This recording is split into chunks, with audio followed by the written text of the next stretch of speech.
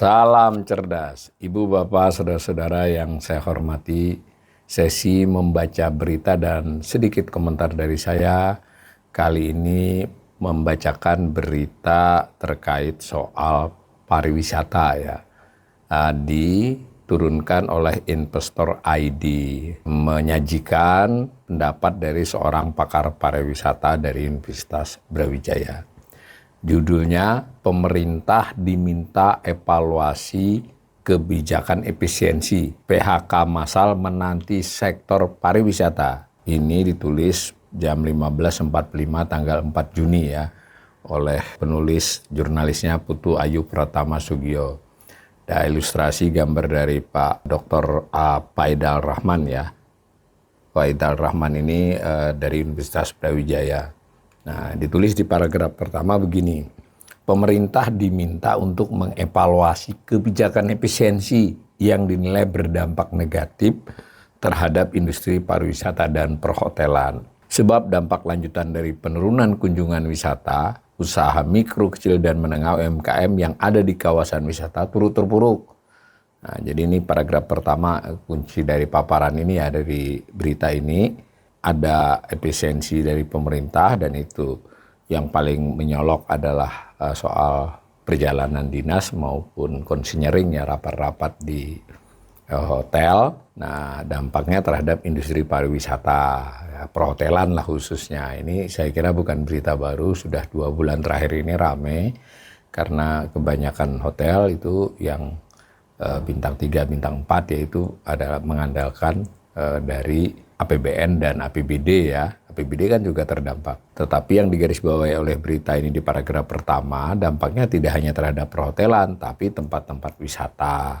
Nah, di tempat wisata dan hotel tadi pun itu ada kaitannya dengan UMKM, karena perhotelan itu juga banyak mitranya ya, yang memasoknya, yang pensuplainya untuk makanan dan sebagainya dari UMKM. Di wisata sudah jelas ya, kelihatan kasat mata industri pariwisata itu di wilayah-wilayah wisata itu mendorong UMKM ya. Saya baca lebih lanjut ya. Pakar pariwisata Universitas Brawijaya Dr. A. Faidal Rahman menyampaikan hal tersebut menanggapi merosotnya industri pariwisata di Jawa Timur termasuk Malang Raya. Jadi komentar beliau ini terkait dengan Malang ya sebenarnya, karena beliau di Brawijaya ya, tetapi saya baca tadi karena saya mau membacakan ini karena ini kelihatannya hampir di semua wilayah wisata seperti ini. Nah, menurutnya Malang Raya memiliki posisi strategis sebagai destinasi yang menarik wisatawan mulai dari keindahan alam, kekayaan budaya hingga fasilitas penunjang yang memadai. Kota ini juga menjadi tujuan populer untuk berbagai kegiatan seperti seminar, bisnis maupun wisata keluarga. Namun, penurunan daya beli masyarakat dan kebijakan efisiensi anggaran pemerintah menyebabkan jumlah kunjungan wisatawan turun secara signifikan. Nah, jadi aslinya dari pendapat beliau ini adalah 2 hal sebenarnya. Tidak hanya efisiensi anggaran, tapi penurunan daya beli masyarakat. Cuma jurnalisnya menggarisbawahi yang efisiensi anggaran. Dikutip pernyataan langsung, kebijakan efisiensi anggaran ini berdampak besar terutama terhadap kunjungan pelajar dan pegawai pemerintah yang sebelumnya banyak melakukan studi tur atau perjalanan dinas ke Malang. Ketika kunjungan turun, aktivitas ekonomi di sektor pariwisata pun ikut menurun, kata Faidal ya, hari Rabu. Nah, menurunnya kunjungan wisata, kata Faid seapa nangkep beliau, tentunya juga berdampak langsung pada pelaku UMKM dan penyedia jasa wisata. Nah, berkurangnya jumlah wisatawan mengakibatkan penurunan drastis dalam penjualan produk mereka. Jika dibiarkan, kondisi ini dikhawatirkan dapat memicu gelombang pemutusan hubungan kerja (PHK) di sektor informal maupun formal. Dia menegaskan agar pemerintah tidak hanya fokus pada efisiensi anggaran, tetapi juga membuat kebijakan yang mendukung keberlangsungan pelaku ya UMKM ya. Pemerintah harus memberikan solusi. Salah satu yang dilakukan yakni mengeluarkan kebijakan yang mampu mengakselerasi bagaimana produk UMKM bisa laku dan terjual walaupun tidak hanya bergantung pada wisatawan, tegasnya. Selain itu, ia juga mengusulkan agar pemerintah memberikan insentif pajak kepada pelaku UMKM dan industri pariwisata. Sebab keringanan pajak bisa menjadi langkah konkret untuk menjaga stabilitas usaha kecil agar tetap bertahan di tengah lesunya perekonomian. Kalau tidak ada intervensi kebijakan yang cepat dan tepat, kita bisa menghadapi PHK massal. Implikasinya bukan hanya ekonomi, tapi juga sosial. Pengangguran akan meningkat, potensi kekerasan bisa naik, dan kondisi sosial masyarakat akan semakin rentan, kata Faidal. Jadi perlu kita garis bawahi ya, ini sudah dari ekonom, ya, pengamat, pakar. Kita dalam kanal ini juga sudah pernah membacakan dari pelaku ya, perhotelan terutama. Jadi penurunan pada tingkat hunian hotel, sepinya wisata, mayoritas daerah wisata itu sudah disuarakan oleh berbagai pihak, pelaku usaha itu dalam arti perhotelan atau perusahaan-perusahaan yang relatif besar yang mengurus soal pariwisata maupun pelaku UMKM di daerah wisata. Dan ini saya bacakan tadi karena biar mempertegas bahwa pakar pun sudah berpendapat demikian. Nah, saya baca selanjutnya, sebelumnya kelesuan ekonomi nasional mulai dirasakan sektor pariwisata di Jawa Timur. Salah satu yang terdampak adalah Jatim Park Group yang mencatat penurunan kunjungan wisatawan hingga lebih dari 30%. Ya, luar biasa ya, sepertiga turunnya. Kondisi ini memicu kekhawatiran akan kelangsungan usaha, keberlangsungan pelaku usaha mikro kecil dan menengah, hingga potensi pemutusan hubungan kerja ya terhadap karyawan.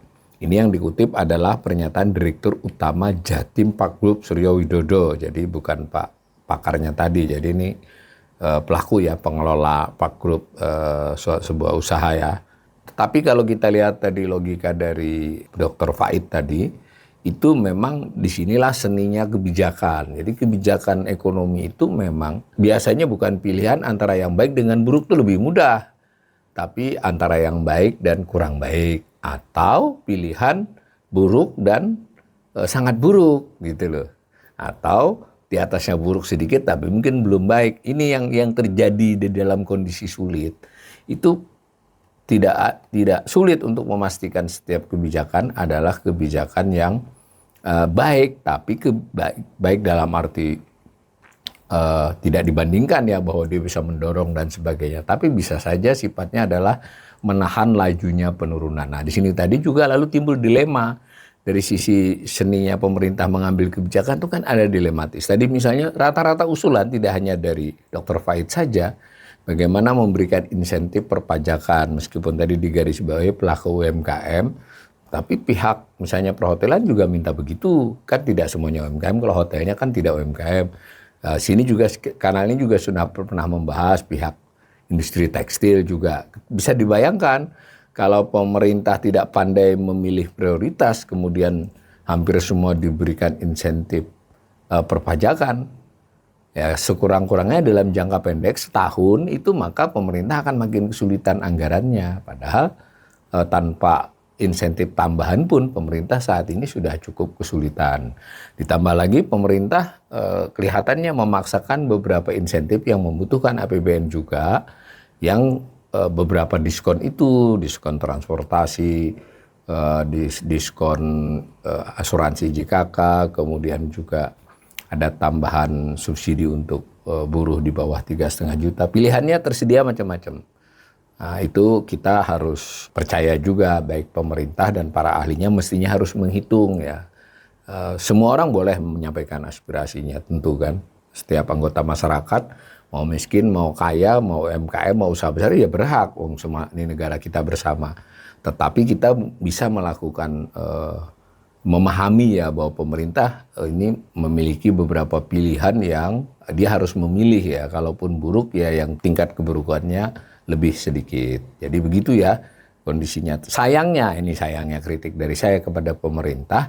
Pemerintah ini tampilnya terlalu gagah gitu ya. Tidak mengakui bahwa kondisi tidak dalam keadaan baik-baik saja. Lalu sense of crisis diutarakan. Pemerintah sadar bahwa ini ya sense of crisis itu bukan berarti sudah krisis. Waspada untuk krisis bisa terjadi, sekurang-kurangnya keadaan tidak baik. Lalu tampakkan kebijakan-kebijakan pemerintah itu bukan jor-joran menghabiskan biaya, bukan juga everything is okay, kita masa depannya sangat cerah. Ini tidak lagi sekedar swasembada pangan, tapi kedaulatan pangan.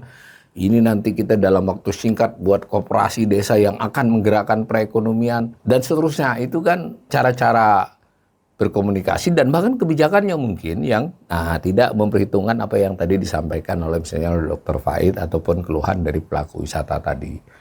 Ini wisata ini tidak hanya pelaku besar ya kita, ini benar sekali Dr. Faid tadi.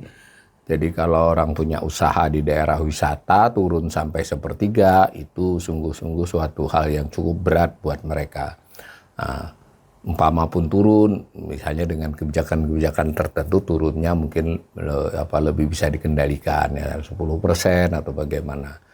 Ini mengingatkan kita semua dan khususnya pemerintah bahwa kondisi ekonomi mestinya harus diakui sedang tidak baik-baik saja. Bukan berarti pemerintah akan menambahi kepesimisan, lalu mengajak semua untuk bagaimana menyuarakan kepentingannya, tapi yang dipenuhi seberapa. Tapi tampak kalau pemerintah mementingkan keseluruhan dan yang lebih penting lagi lebih kepada fokus masyarakat yang terbawah dan lapis terbawah dari masyarakat.